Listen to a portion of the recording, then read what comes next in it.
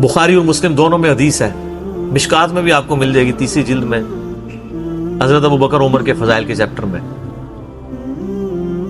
अब्दुल्लाह इब्न अब्बास कहते हैं कि सैयदना उमर की मैयत रखी हुई थी और लोग उनकी मैयत पे रो रहे थे और अपने अपने अंदाज में उनके ऊपर सलाम पेश कर रहे थे कि आपकी वजह से अल्लाह ने इस्लाम को इतना उरूज दिया, रोमन और पर्शियन अम्पायर गिर गई, यरमूक और कादसिया में अल्लाह ने मुसलमानों को फतवाहत दी।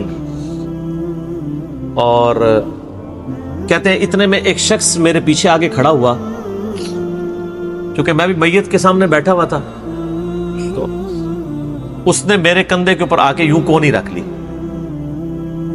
और उसने सैयदना उमर की मैयत को मुखातिब करके कहा कि अल्लाह तुझ पे रहम करे ऐ उमर इब्न खत्ताब।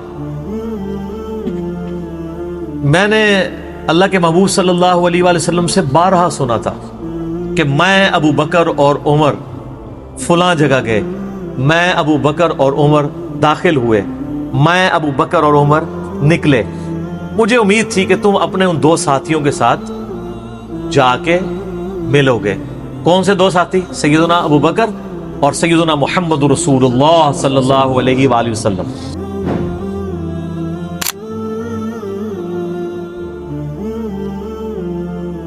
बुखारी और मुस्लिम में हदीस है, हजरत साद इब्न अबी वक़ास कहते हैं रज़ियल्लाहु तआला अन्हुमा व अलैहिस्सलाम और सैयदना अबू हुरैरा रज़ियल्लाहु तआला अन्हु अलैहिस्सलाम के ग़ज़वा खैबर के मौका पर नबी सल्लल्लाहु अलैहि वसल्लम ने फरमाया, मैं कल उस शख्स के हाथ में झंडा दूंगा जो अल्लाह और उसके रसूल से मोहब्बत करता है, और ये तो छोटी बात है, और अल्लाह और उसका रसूल उससे मोहब्बत करते हैं, ये बहुत बड़ी बात है।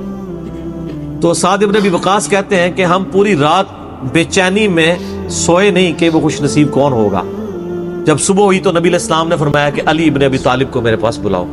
बुलाया गया, उनकी आंखों में आशोब चश्म था। नबी अलैहिस्सलाम ने अपने मुबारक लुआब दन उनकी आंखों में लगाया, मुबारक हाथों से ज़िरा बांधी और आपने रवाना किया और फरमाया कि अली पहले उनको दावत देना।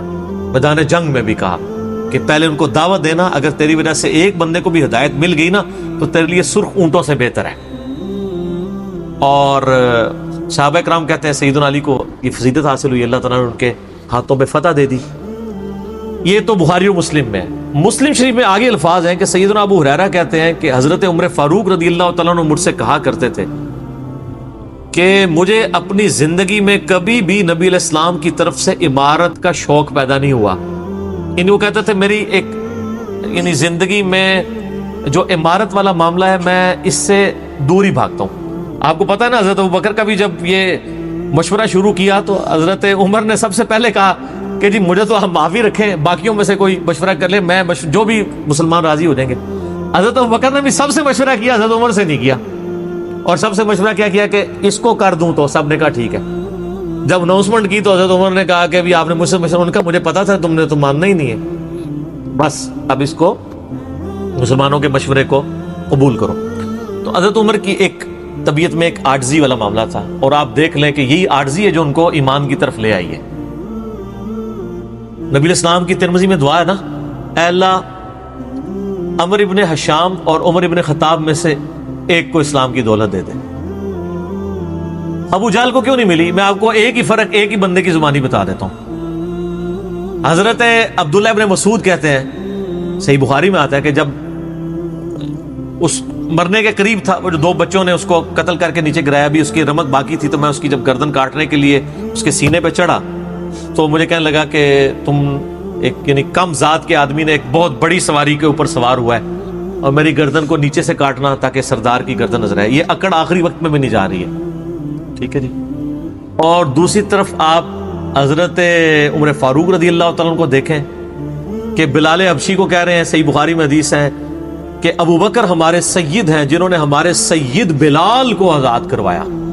अरब के बनु अदी का सरदार एक हबशी को, ये आप इमेजिन नहीं कर सकते आज कि खानदानी वहां पे निजाम, कुरैश तो अपने बराबर किसी को समझते नहीं थे, सैयदुना बिलाल कह रहे।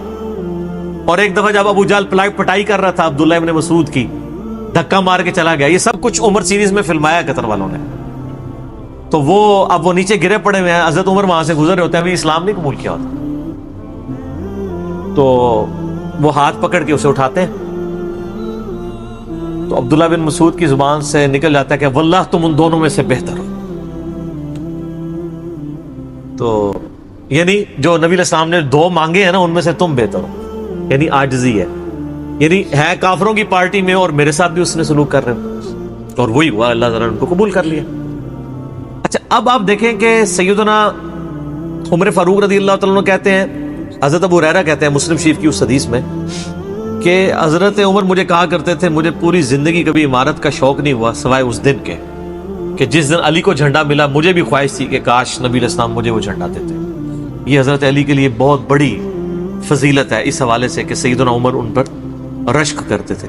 باقی ایک سنن کبریٰ البیہقی میں من گھڑت روایت ہے کہ حضرت عمر کہا کرتے تھے، وہ جو ایک بڑی مشہور بیان کر رہے ہوتے ہیں کہ جی وہ ستاروں کے برابر کس کی نیکی ہیں. حضرت عائشہ نے پوچھا تو ان کا بھی تیرے باپ کی ہیں، تو حضرت عمر کی ہیں، تو پوچھا کہ میرے باپ کی، ان کا جی ان کی تو ایک نیکی جو ہے وہ غار ثور کی سب پہ بھاری ہے.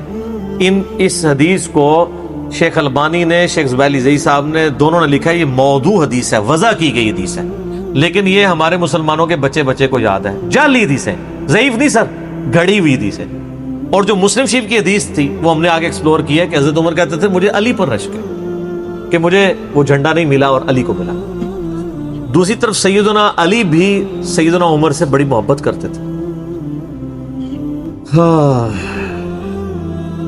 بخاری اور مسلم دونوں میں حدیث ہے، مشکات میں بھی آپ کو مل جائے گی 3 جلد میں، حضرت ابو بکر عمر کے فضائل کے چیپٹر میں. عبداللہ ابن عباس کہتے ہیں کہ سیدنا عمر کی میت رکھی ہوئی تھی اور لوگ ان کی میت پہ رو رہے تھے اور اپنے اپنے انداز میں ان کے اوپر سلام پیش کر رہے تھے کہ آپ کی وجہ سے اللہ نے اسلام کو اتنا عروج دیا، رومن اور پرشین امپائر گر گئیں، یرموک اور قادسیہ میں اللہ نے مسلمانوں کو فتوحات دیں. اور کہتے ہیں اتنے میں ایک شخص میرے پیچھے آگے کھڑا ہوا، چونکہ میں بھی میت کے سامنے بیٹھا ہوا تھا، تو اس نے میرے کندھے کے اوپر آ کے یوں کونی رکھ لی اور اس نے سیدنا عمر کی میت کو مخاطب کر کے کہا کہ اللہ تجھ پہ رحم کرے اے عمر ابن خطاب. میں نے اللہ کے محبوب صلی اللہ علیہ وآلہ وسلم سے بارہا سنا تھا کہ میں ابو بکر اور عمر فلاں جگہ گئے، میں ابو بکر اور عمر داخل ہوئے، میں ابو بکر اور عمر نکلے. مجھے امید تھی کہ تم اپنے ان 2 ساتھیوں کے ساتھ جا کے ملو گے. کون سے 2 ساتھی؟ سیدنا ابو بکر اور سیدنا محمد رسول اللہ صلی اللہ علیہ وآلہ وسلم. اور اللہ کی قسم اس روئے ارض پہ تم وہ شخص تھے کہ مجھے خواہش ہے کہ میں تمہارے اعمال کے ساتھ اللہ کے حضور پیش ہوں. ظاہر ہے اتنا بڑا عروج سر، انسانی تاریخ کا سب سے بڑا ریولوشن نبی علیہ السلام کا، اس کی ایپیکس سیدنا عمر کے دور میں ہوئی ہے. اور یہ اللہ کا معجزہ ہے. نبی علیہ السلام کی مبارک زندگی میں انقلاب آتا نا تو اس طرح کے تو بہت لیڈر پہلے بھی آئے تھے جنہوں نے اپنی زندگیوں میں انقلاب لے کے آئے تھے. یہ معجزہ یہ تھا کہ وہ شخص دنیا سے چلا گیا، ہزاروں اس کے ماننے والے مرتد ہو گئے عرب قبائل، اور چند مخلص ساتھی ساتھ ہیں، اس کے باوجود اللہ نے رومن اور پرشین امپائر الٹوا دیے. کتنا بڑا معجزہ ہے. اگر نبی علیہ السلام اپنی مبارک زندگی میں کر جاتے، وہ تو اسکندر اعظم بھی کر گیا، بعد میں چنگیز خان نے بھی کیا، بڑے بڑے لیڈر آئے. یہ ڈفرنس ہے. ایک یہ ڈفرنس، اور دوسرا ڈفرنس یہ کہ نبی علیہ السلام نے اپنی وفات کے بعد 10 سال بعد، 20 سال بعد، 30 سال بعد، 50 سال بعد، ایون 500 1000 سال بعد ہونے والے واقعات کو بھی بیان فرما دیا کہ یہ ہوگا. آج تو ہم تاریخ میں دیکھ سکتے ہیں کہ وہ سب کچھ ہوا ہے. اگر آپ کو شوق ہو تو دلائل النبوہ امام بیہقی کی کتاب ہے، 3500 حدیث پہ، 5ویں صدی ہجری میں لکھی گئی ہے. اس میں 500 سال میں جو نبی علیہ السلام کی پروفیسیز پوری ہوئی ہیں نا، منوان اسی طریقے سے موجود ہے. بخاری مسلم میں جو حدیثیں ہیں تاتاریوں سے جنگوں والی، وہ اس وقت تک نہیں ہوئی تھی، حدیثیں تو پہلے سے موجود تھی. آج تو ہم ان کو بھی درست مان رہے ہیں. ٹھیک ہے، نبی علیہ السلام نے پریڈکشن کی تھی کہ ان قریب کیسر روم ختم ہوگا، قیامت تک کوئی کیسر نہیں ہوگا. بخاری مسلم کی حدیث ہے، اور دیکھ لیں قیامت تک کوئی کیسر نہیں ہوا. ان قریب پرشین امپائر ختم ہوگی اور قیامت تک کوئی کسرا نہیں ہوگا. آج دیکھ لیں 1400 سال ہو گئے ہیں. سر یہ اسی طریقے سے ہے کہ میں کہوں کہ ان قریب امریکہ اور رشیا ختم ہو جائیں گے ود ان فیو ایئرز، اور قیامت تک کبھی ان کو پاورز نہیں ملیں گی.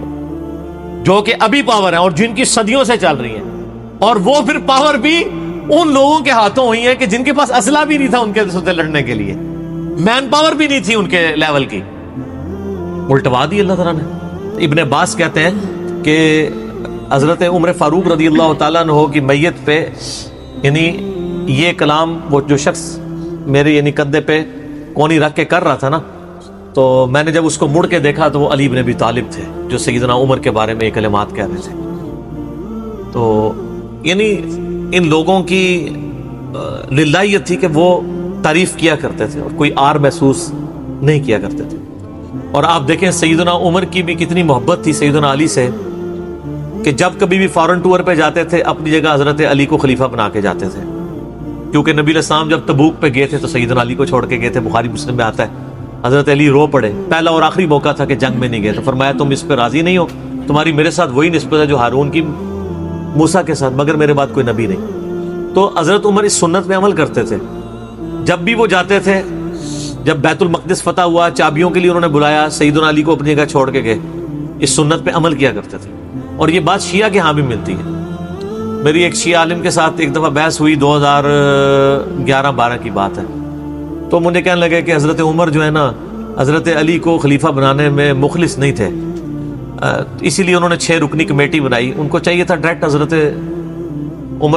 حضرت علی کو نامزد کرتے۔ تو میں نے کہا اس کے پیچھے ریزن کیا ہے، وہ تو حضرت عمر نے خود بتائی ہے، بخاری مسلم دونوں میں حدیث ہے۔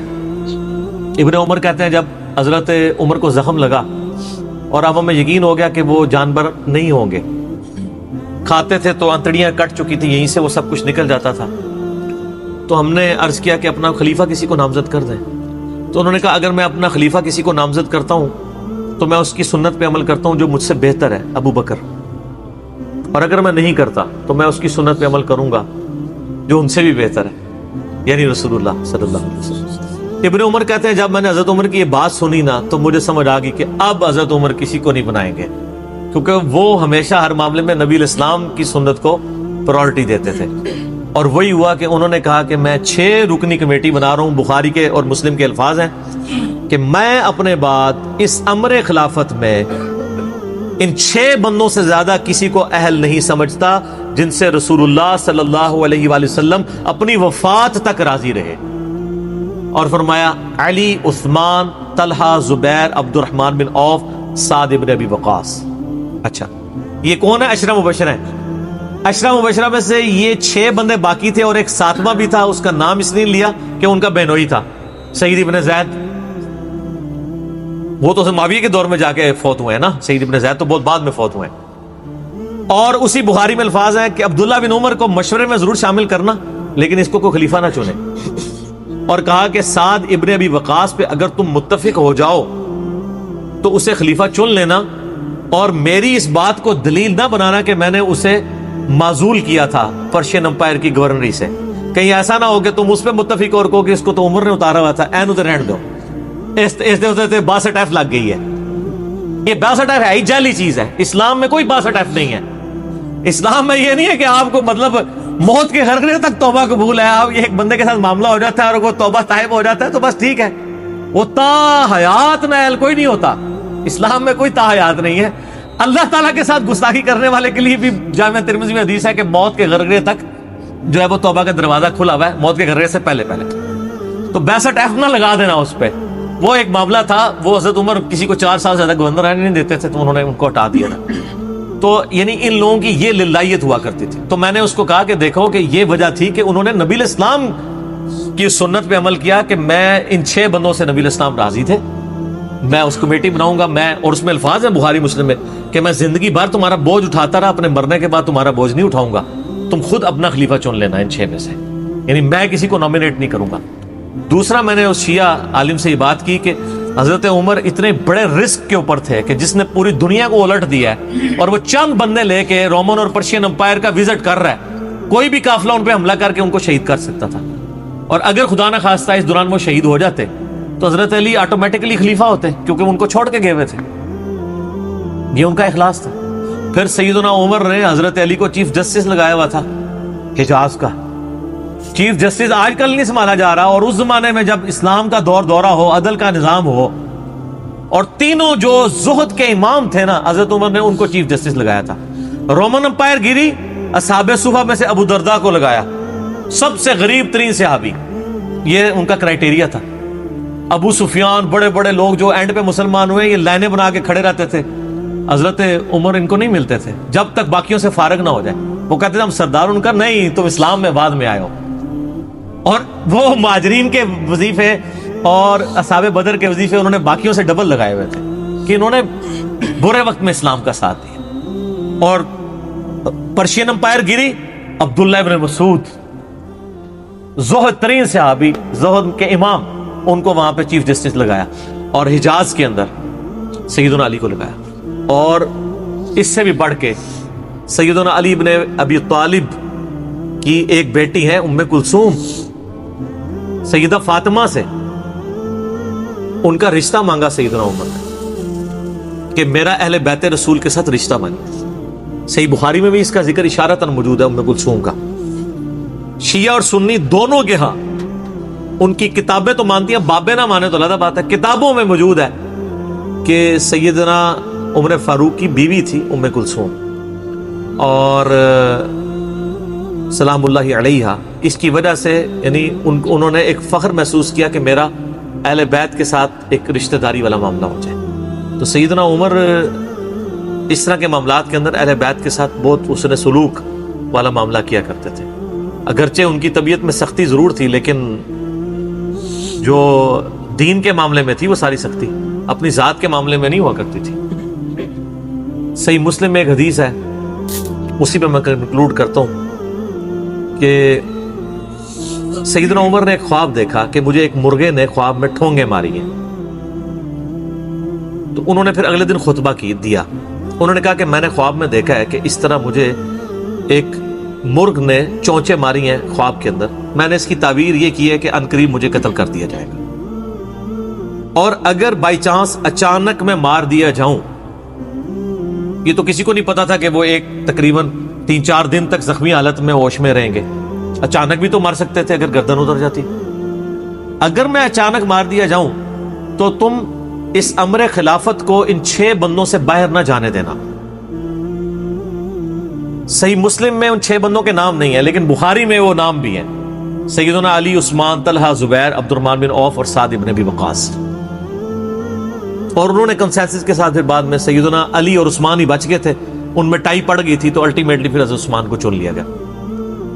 تو اگر میں اچانک مار دیا جاؤں تو ان 6 بندوں سے باہر کسی کو خلیفہ نہ چننا، اور مجھے پتا ہے کہ جب تم ان 6 بندوں میں سے کسی کو خلیفہ چنو گے تو کچھ لوگ تمہاری مخالفت کریں گے، اور یہ وہی لوگ ہیں جن کو میں نے اسلام کی خاطر اپنے ہاتھوں سے مارا ہوا ہے، یعنی وہ لوگ جو بالکل اینڈ پہ مسلمان ہوئے ہیں، جن سے ہم نے غزوہ بدر، خندق، احد لڑی ہوئی ہے، اب یہ اینڈ پہ مسلمان ہوئے ہیں، چونکہ وہاں پہ بھی انہوں نے حکمرانی دیکھی ہوئی ہے، تو یہاں پہ بھی ان کی خواہش یہ ہوگی کہ ان میں سے کسی کو خلیفہ چنا جائے۔ تو جب تم دیکھو کہ ایسے لوگ اس خلافت کے دشمن ہیں، ان 6 میں سے کسی بندے کی خلافت کے مخالفت کر رہے ہیں، تو تم سمجھ لینا کہ یہ لوگ اللہ کے دشمن، اور دوسرے الفاظ تو بڑے سخت ہیں، کافر ہیں۔ اس کی انجینئرنگ میں نہیں کرتا، وہ پھر کسی اور طرف بات چلی جائے گی۔ آپ میرا ریسرچ پیپر واقعہ کربلا کا حقیقی پس منظر 72 صحیح الاسناد احادیث کی روشنی میں، جس میں میں نے 200 روایتیں اکثر بخاری مسلم سے پیش کی ہیں، اس کے سٹارٹ میں نے حدیث لکھ کے پھر لکھا ہے کہ اب آئندہ صفحات میں آپ کو پتہ چلے گا کہ سیدنا عمر اسلام کا دشمن کن لوگوں کو سمجھتے تھے، اور یہی الفاظ صحیح بخاری میں عبداللہ بن عمر نے بھی استعمال کیے تھے۔ کس کے بارے میں کیے تھے وہ ہمارا ریسرچ پیپر پڑھ، ٹھیک ہے جی۔